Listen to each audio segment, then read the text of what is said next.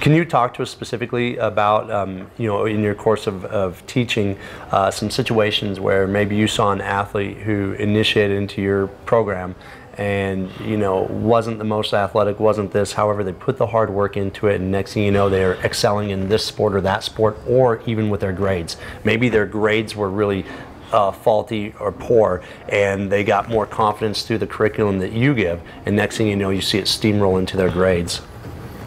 I have a couple examples, actually. I have a, just at the beginning of last month, I had out of nowhere, I got an email from a student who moved. He left my school in 5th grade, and now he's a freshman out in San Francisco.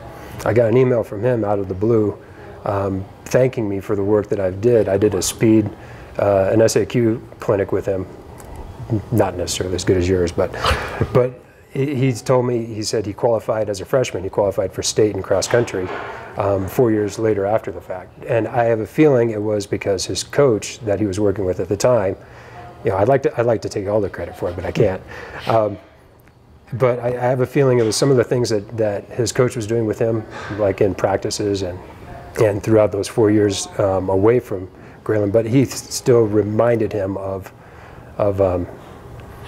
you know, some of the techniques and things that I taught him. So I think it's kind of, you know, some of this stuff can be kind of universal. I mean, you talked about having that disconnect, but there are a lot of similarities as well too. I mean people that come to your clinics and all these other conferences and everything, I mean, there's going to be a universal, there should be a universal language right on how to coach and how to teach.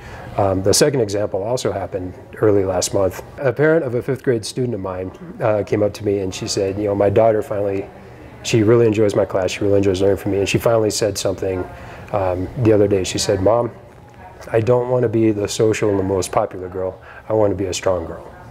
And you know, when you look at it for a 5th grade girl, and that's an age, I mean, that's a whole other topic, but with the gender differences, but 4th, 5th, and 6th grade seems to be at an age where we do lose a lot of the girls, but to have that girl make that statement, I think was huge validation for me. Absolutely. Now, remind me, how many days a week are they in your program? 5 days a week. We usually do 4 days of you know, unit work. So we'll have like a, you know, it depends on the grade level. If it's 1st, 2nd, 3rd, we do like a fundamental movement skill or a fundamental sport skill or something like that. When we get into 4th and 5th grade, we start moving into a more tactical approach, lead up games and things like that.